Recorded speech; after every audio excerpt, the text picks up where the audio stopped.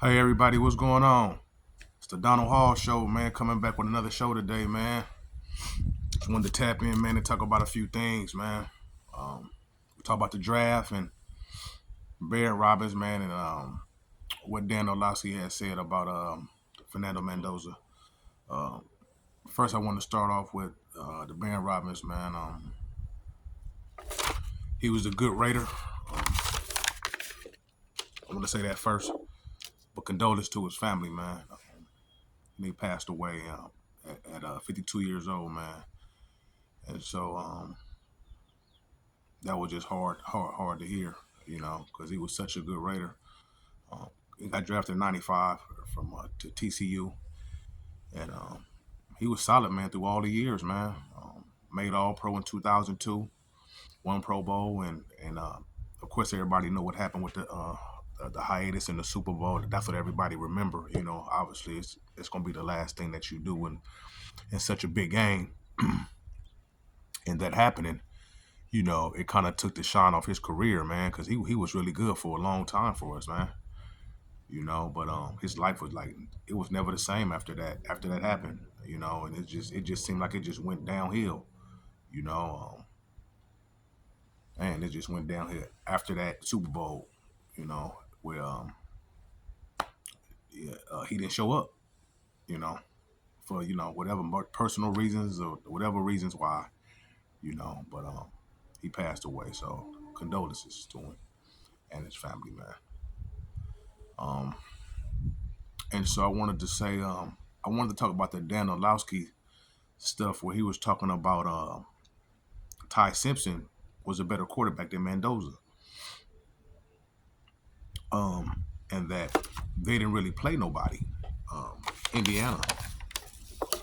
And I understand he worked for the same agency as Ty Simpson, so you know, he trying to bring that together, which I think ain't a bad thing.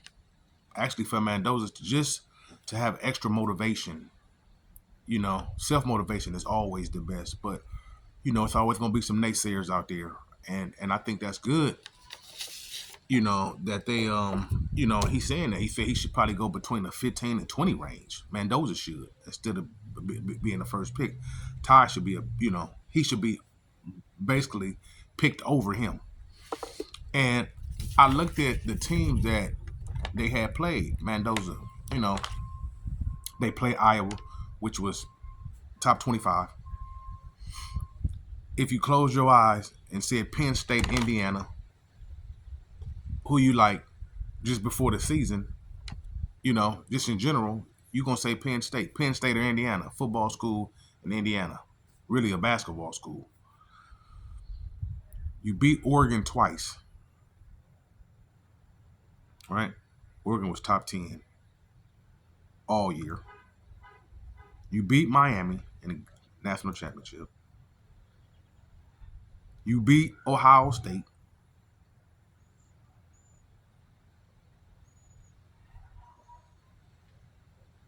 I mean, what else? Iowa, Penn State, Oregon twice, Alabama, Ohio State, and Miami. And they didn't play nobody. But that's good motivation. It's good motivation.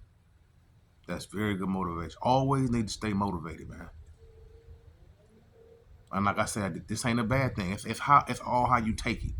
You can take it as a disrespect in that regard, or you can take it as okay, okay, we'll see. And so, you know, that's a hot take. Farther than that, I think it's just a take though. But like again, that's his opinion. But I think it's good motivation for Mendoza to just stay on his feet though. Because over this last month, it's just been he being just the consensus number one pick. You know, everybody from Mel Kiper to Todd McShay and you know all the really draft gurus, they've been it's been Mendoza. So it's okay to hear that Ty Simpson may be a better quarterback. We'll just have to see. You know, and But what I wanted to land on today was the draft. I said I was going to do a 4-round mock draft. And so these are my pick for the Raiders. Subscribe to the channel, y'all. Tap in with me. Let's chop it up. Tell me what you think, man. As far as even the Mendoza thing, do you think Ty Simpson is a better quarterback than Mendoza? Mendoza had 36 touchdowns, 6 picks. Undefeated, Heisman Trophy. Do you think Ty Simpson is better? Raider fans, NFL fans, college football fans. Like I said, I'm a Raider, but I love the NFL. So if you got a comment on it, man, put it in the chat. Let me know. Let me know. What you think about it. But this is who I'm going with in my 4-round mock draft with the Raiders. With the first pick, I'm going with Mendoza. Easy. Now, this is where it started to get interesting. With the 36th pick, because of the way that we drafted last year, drafting Caleb Rogers and Charles Grant and not really developing them, we don't kind of really know what we have with them. They played late in the season, but I don't know if it's a big enough sample size to really gauge where they really at. And so it's almost like we almost got to either double down and either redraft, overdraft where they was at to see, or do we push on? Now, what I'm thinking right now is that they're going to see if Caleb Rogers and Charles Grant can play. I think they'll get first dibs. This is what I'm saying right now. I think they'll get first dibs. So with the second pick, the 36th pick, I'm going to go D-line. I'm going to go Christian Miller from Georgia. 6'4", 310. He bring a little more versatility. I talked about Lee Hunter going 36. But Lee is more of a zero tech, not as versatile, and Christian Miller, he can be a 1 tech, a 3 tech, a 5 tech. He a really disruptive, and he got a great first step, and he uses hands well though. Got great strength, but he can get up and down the line though. And how the Raiders draft, it's gonna kind of tell you what type of defense they're gonna run. In the 3-4, are they gonna run a lot of base? Are they gonna run a lot of nickel or dime starting out? So the player that they draft, it's gonna kind of tell you, what they kind of running though. Instead of we just thinking, okay, this guy is for this or this guy is for that, So I think Christian Miller is a little more versatile than Lee Hunter, and that's why I say I would take him in the with the 36th pick. And it's kind of now with the third pick, the 67th pick, it's kind of the same thing with the wide receiver. I think we need another wide receiver, right? An X. But we drafted Jack Best last year, and we drafted Thornton Jr., right? And Best didn't really get the run. Dante played in preseason. OTAV looked good, but then he kind of flamed out. It just wasn't, to me, the 50-50 balls, and it just, the contested catches, I just didn't see it. The man got blazing speed. He got the height. He got the size, but, his route running got to get better. His hands got to get better. He just kind of it's kind of like rugged though. It's not smooth. So it's like, are we drafting kind of like redrafting with that? We took a wide in the second round with Best last year, which I think he's gonna be a good player. I think Jack Best is gonna be a really good player. Thornton, I'm still, got to see more. But he got drafted in the 4th round last year. So I think we need another wide, to help Naylor, who we just brought in. Well, I think Naylor going to be an excellent pickup for Minnesota. Excellent to go with Bowers. I think Jalen Naylor is going to be a big weapon for us. I really do. But if we can get another guy out there that's consistent, that can open the field up, it'll be, a great help underneath, you know. And so with the third pick, I'm taking Ted Hurst from Georgia State. 71 catches last year, over 1,000 yards. I know he went to a small school, but he got the size in the front, 6'3", 225. He ain't got elite speed, but what I do like about him is when it comes to the contested balls, and you see so many plays with Mendoza where it's back shoulder and a lot of balls that's contested, the guys coming down with him, Surratt, Charlie Becker, Omar Cooper Jr., they was coming down, so you want the contest. That's the thing about Dante that I didn't see. I didn't see the 50-50 balls, him coming down with him. I think Ted Hurst, just watching his tape, the contested balls, he's a lot better. I say if out of 10, it's seven good and 3 bad. So it's identifying what's going to work well with your quarterback. You're going to need a big red zone target. Like I say, 6'3", 225, man. I mean, that's great size. That's great size. He got to, he got to work on his blocking. But I'll take that. And then we'll go start in the 4th round, man. I think we need secondary help. I ain't really talked about that really, yet, as far as, breaking down the different players and that.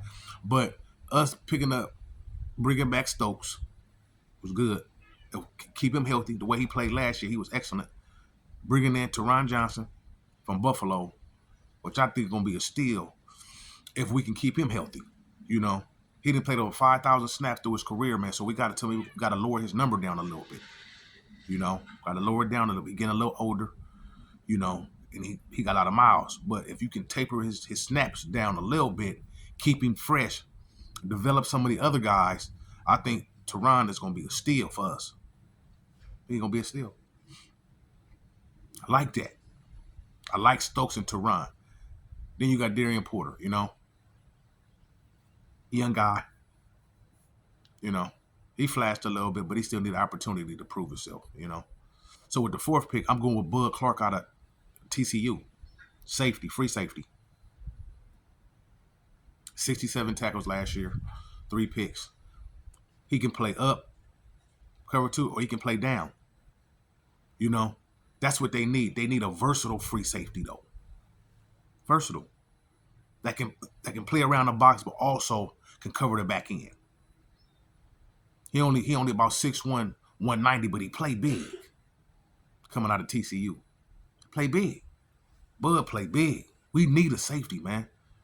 I mean, the way they go into the league now, they running 3 safeties out there. They running a lot of nickel. Remember, I was telling y'all that. They running a lot of nickel now, even on base downs. They run. So you need big safeties. People that can play in the back end and play up. But I think Jeremy Chinn is going to play a lot, far as playing up around the line of scrimmage. But he more specialized. We need somebody that can play both. So I think Bud Clark will be an excellent pick, if he's still there in the 4th round. Because we definitely need safety help. And then the middle pick, I like Malik Muhammad out of Texas. Another corner. 6 feet. He about 190. But his frame is a little smaller, He don't play as big, but he got great cover skills. 31 tackles last year. 23 solo. He can cover. But the frame is, he got to work on his tackling. But he got good ball skills. So we need secondary help. We're going to have to get that. Got to get it. So I think them would be 2 good players that'll help us in the back end. We got Christian Miller up front. With that, you got the linebackers that you done brought in. N'Kobe and Quay Walker. Kwity Paye. Brought back Malcolm. Got Crosby. Back end now.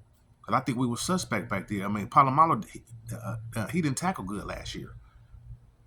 You know, he didn't play as well as he played the year before. Man, we need safety help, and we need cornerback. We need cornerback depth. The cornerback depth. The Cameron Richardson. Come on.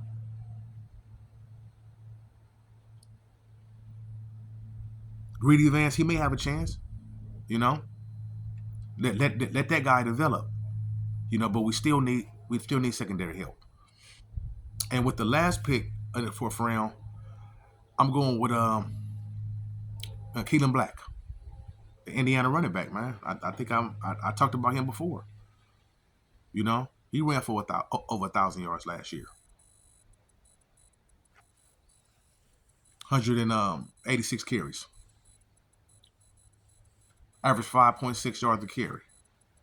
10 touchdowns. But he run hard. He break arm tackles, you know. And this was a tough pick because I like Jamari Taylor too from Virginia. You know, he elusive, but for right now, I'm rolling with Black from Indiana, man, because we need another back to help Genty. I mean, Clint been, you know, steadfast on we need two backs, keep him fresh, not burn him out, and he like that two-back play, you know, as far as that 1-2 punch, you know. So I think for right now that'd be a good deal. You know, I think we still need to draft another guard, you know, in the later rounds. I have another mock draft maybe next week or the week after, you know, but that's my 4-round mock right now. And you know, so like I said, we got the quarterback, we got the D tackle, we got a safety, we got another corner, and we got a running back, and we got the wide receiver. And so, you know, let's run that. Let's run that right now, man, and see what we can do with that. Like I said, we're gonna need help now with these draft class. We need help, Raider Nation. What y'all think about that mock draft? Tell me what y'all think, man. Subscribe to the channel, man. Share. Tap in, man. Put in the comments what y'all think about the mock. Think we need to go O-line in the second round or D-line in the second round? Think we need another wide receiver right now or not? You know? But on my next show, I think I told you the last show that my folks gonna be on with me. Jerome is gonna be on with me on my next show. My folks, my friend and my brother, man. We're gonna come share a lot of personal stories about our childhood, growing up being a Raider fan and growing up being a fan, playing ball, you know, baseball, basketball, football, just our personal journey in sports, man. Over 40 years, man. So we're gonna have a lot of, you know, good stories, man. Like I said, about somebody who done ran with me for over 40 years, man. And he gonna be on a lot with me, you know, pretty much, you know, throughout the years, man, on the show with me. So we gonna tap in on the next show in this, and like I say, talk about our personal journey, you know, how we've been doing this as far as this football thing, man, and like I said, baseball, basketball, everything, man, for a very long time. So we're gonna chop it up about that, man. And so get your Silver Age tees, man, the t-shirts, man. SilverAgeTees.com, and the Heavy Threads apparel. You know, shirts, hats, sweatsuits, all that good stuff, man. Check it out on the website. But so I'll be hooking that up sometime this weekend, man. So I'll get back with y'all. All right, on.